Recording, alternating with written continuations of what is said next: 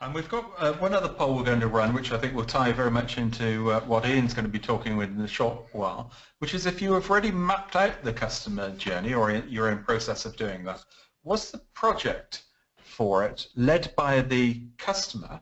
Was it led by an expert? Was it led internally within the business? So if you just like to share your thoughts on that. Ian. Can I give a quick description of those three things as well? Customer-led is where it's been led by research, so there's been specific research activity undertaken to be done it. Expert-led is where a consultant comes in and uses their skills. They might do things like mystery shopping and internal diagnostics in order to map out the journey. And business-led is often where you have the brown sheet of paper and the post-it notes on the wall and getting people in the room and making a decision about what they believe the customer journey to be like. Right, okay, well we've got the results of that come back now, and here we are. We're seeing quite a strong internal focus on how this has gone about. 86% business-led, 17% expert-led, and 17% customer-led. Ian, I know you're going to be talking on this in a minute. Any surprises there for you? Yeah, it is a bit of a surprise that so many are actually business-led, I think, because certainly from our experience, there is a danger when the business leads the customer journey mapping process that what they end up with is a process flow diagram rather than a customer journey map. Now, nothing wrong with the process flow diagram. It maps out the process of the business from end to end, but that very much reflects what the customer journey is. Now, I'm not saying that's the case with all business-led journey mapping exercises. Many of them may indeed be from the perspective of the customer, but led by the business. However, that can be one of the potential risks of certainly not having customers actively involved in the journey mapping process. And I think there's also a danger that if it's business-led, you also get a sort of rather idealized process of how things could look rather than necessarily how it is. So now to talk about the elephant in the room, I'm going to pass the baton across to Ian Williams from Jericho Consulting. And Ian, if you'd like to share with us some of your thoughts on how to build a customer journey map. Designing customer journeys. Okay, so we've spoken. One of the first questions I'd like to ask is there are three different scopes to doing this. So baseline plus is having a look at the existing journey and saying, do we make an improvement to the existing journey? The second is baseline to ideal, which is where you map the existing journey, and then you might map an ideal journey, and then you say, okay, we'll try and close the gap between one and the other. The third approach is ideal only, which is future state journey mapping. Some people decide to start with a clean sheet of paper, various different motivations for doing that. But we've got a poll on these three different scopes. So it would be good if we could run that poll, John T. Okay, we'll certainly run that poll now. We've got the question slightly different in terms of the overall approach. We've got clean sheet, baseline plus, and baseline to future state, which I think ties in with the ones that you were talking about there, Ian. Yeah. So baseline plus is existing journey, and then making improvement to the existing journey. Baseline to future state is mapping current and future journeys, and then working out how to close the gaps between the two. And then clean sheet is where you just say, okay, let's not worry about the existing journey. Let's create a clean piece of paper and see what we have. Okay, and we're allowed to vote on more than one option here. Let's just share the results with everyone. Sample size here is 116. 27% say clean sheet, 40% baseline plus, and 46% baseline to future state. So quite a divergence there, Ian, in the way that people are designing their journey maps. Quite encouraging, though.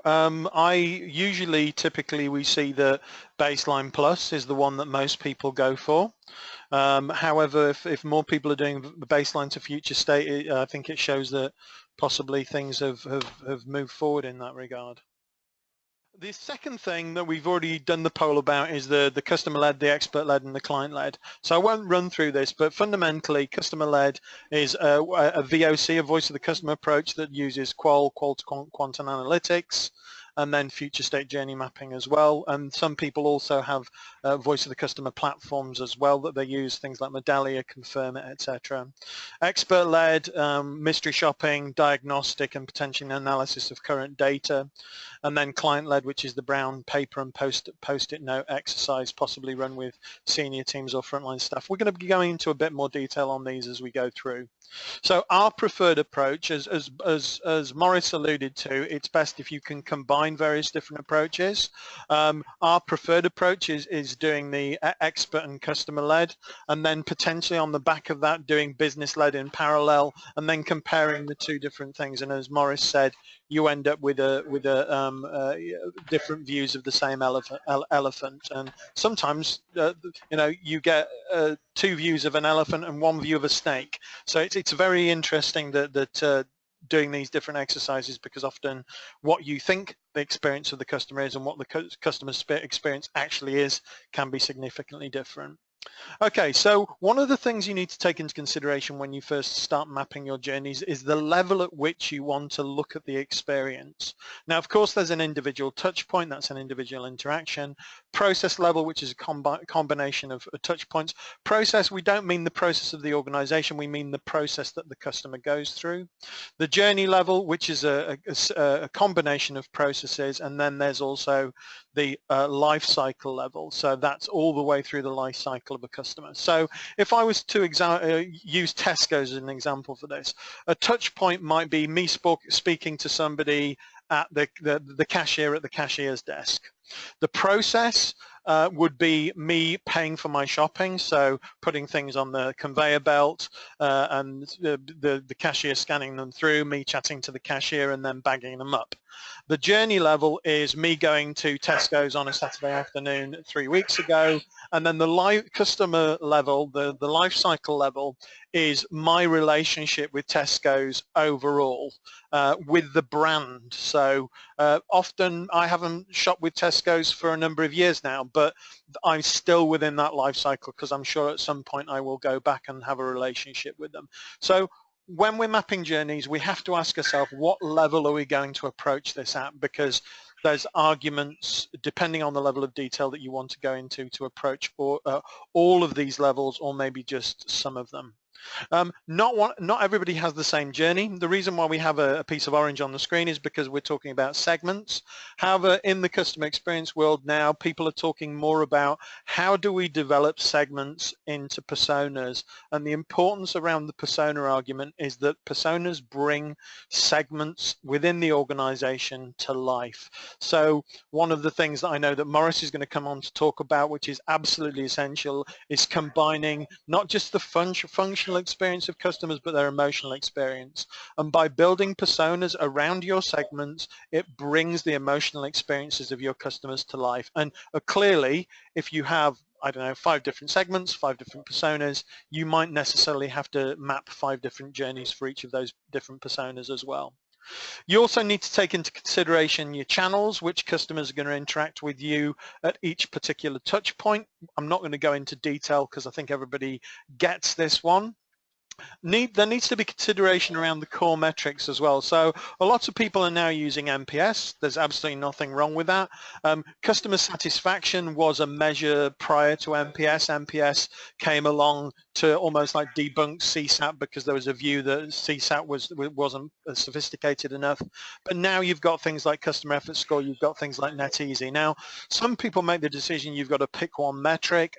I would personally argue that you've got to pick the right metric for the organization, but also there's no reason why you can't use 3 or 4 different metrics at different points in the customer's journey. So recommendation is all about how happy you are with the product, which is all about what NPS is, and you might recommend buying a Porsche to your friend, but effort is more to do with going through something that creates a lot of effort. So there might be a product or service I buy where both of those particular metrics are applicable. So there's no reason why you can't use more than one core metric. So the steps that we would typically go through with journey mapping: first of all, establish a journey framework.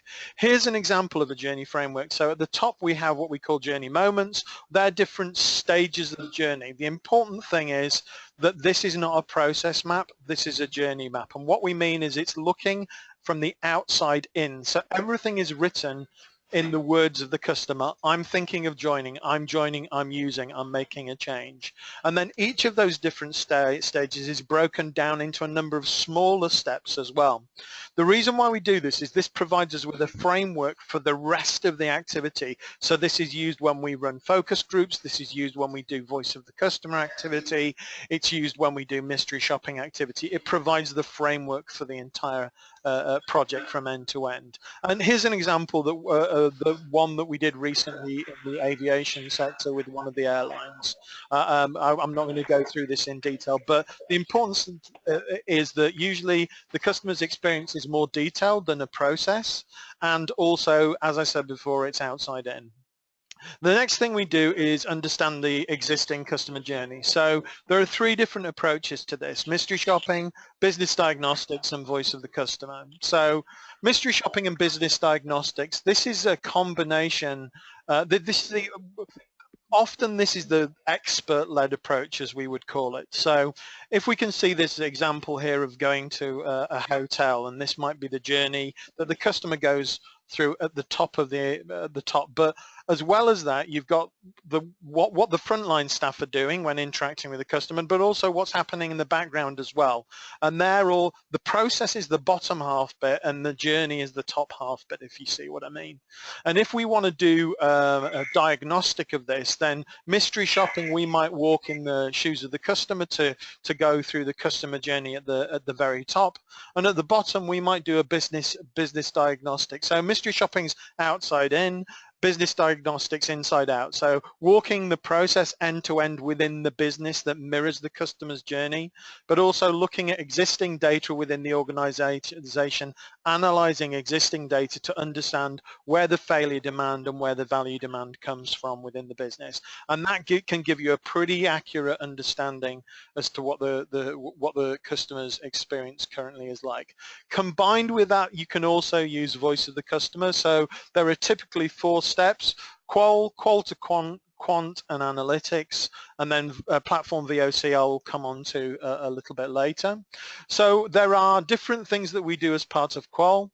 We would do focus groups looking at functional and emotional expectations. So we would use that framework that I spoke about before.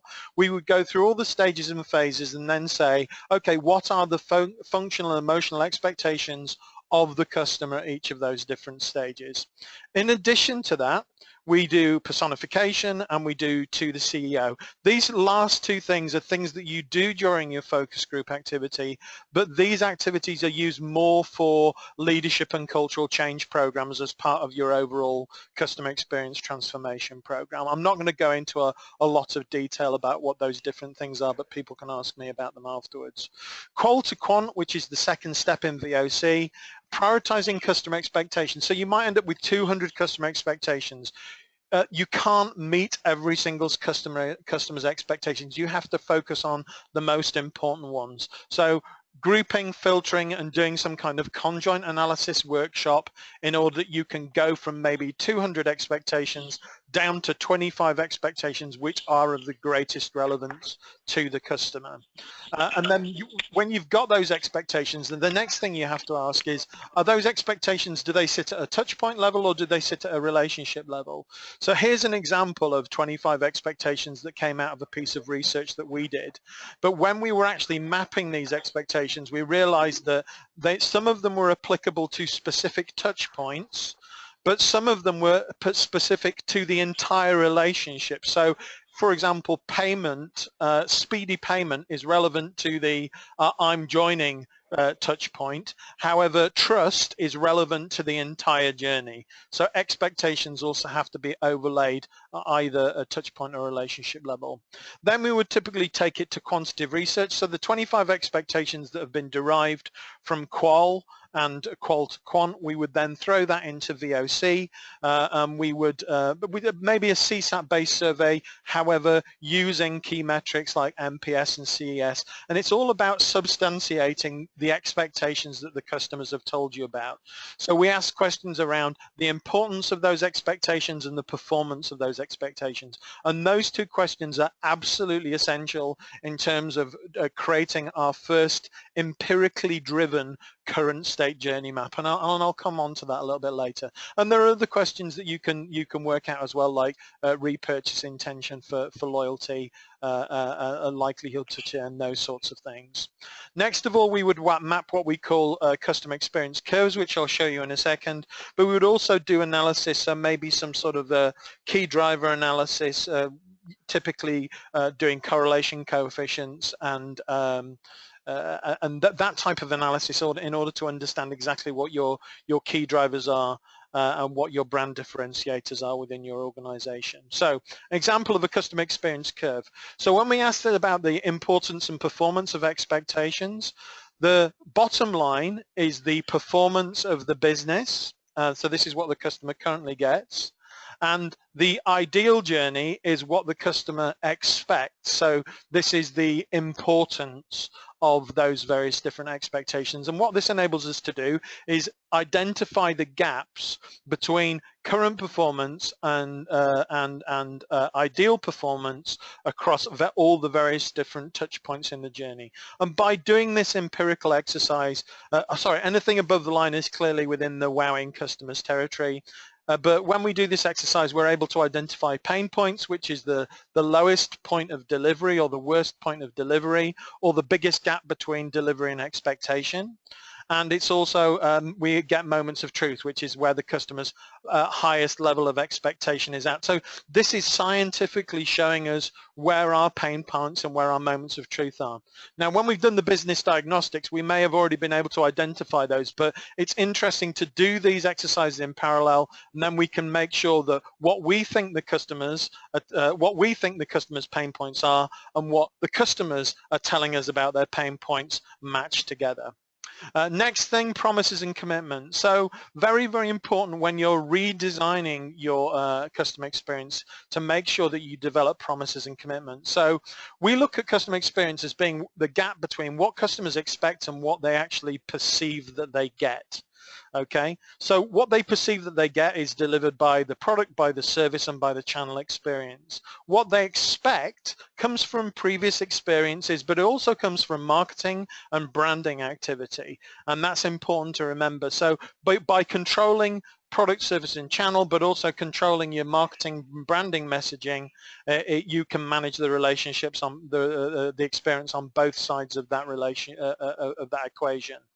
Customer promises and commitments. Here's an example of one that we did with a telecommunications company in the Middle East.